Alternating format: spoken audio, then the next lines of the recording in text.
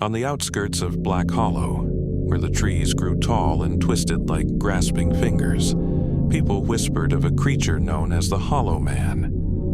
No one had seen him and lived to tell the tale, but the stories were always the same. He wore the face of someone you trusted, his body impossibly thin, and his voice a low, echoing whisper that made your skin crawl.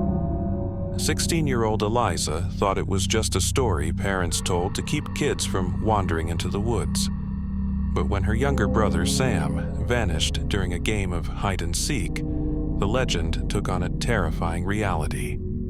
It was nearly dusk when she heard his voice calling from the forest. "Eliza, come find me." But something about it was wrong. It sounded like Sam, but stretched, as if someone were imitating him.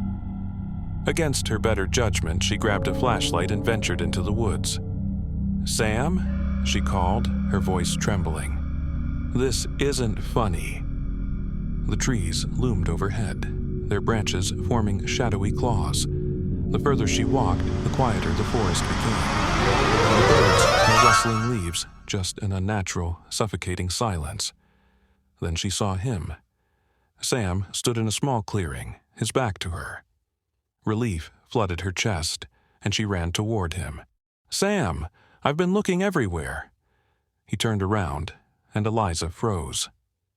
It was Sam's face, but his eyes were hollow pits of darkness, and his smile stretched too wide, splitting his face unnaturally.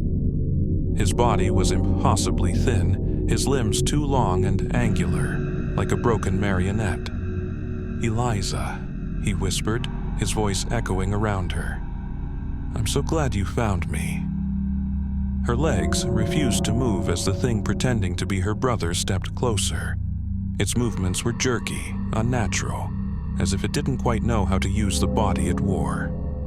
"Let's play a game," it said, tilting its head at an impossible angle. "You hide, I'll find you." Eliza stumbled back, her flashlight flickering. She turned and ran, her heart pounding like a drum. The trees seemed to shift and close in around her, and the echo of her brother's voice followed her, growing louder and more distorted.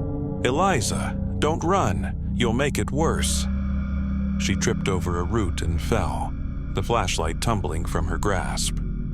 In the pale beam of light, she saw something moving, a shadow that wasn't hers.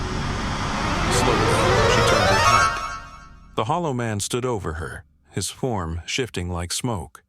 He leaned down, his hollow eyes boring into hers.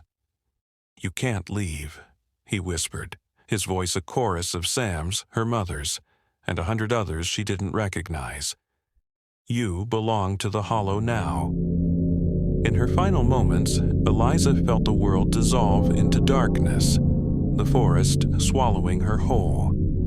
The next day, the townsfolk found the flashlight lying at the edge of the woods, but there was no sign of Eliza or Sam. The whispers of the Hollow Man grew louder, and parents warned their children to stay far from Black Hollow. But on quiet nights, when the wind was still, you could hear a faint voice from the forest calling out, "Come find me."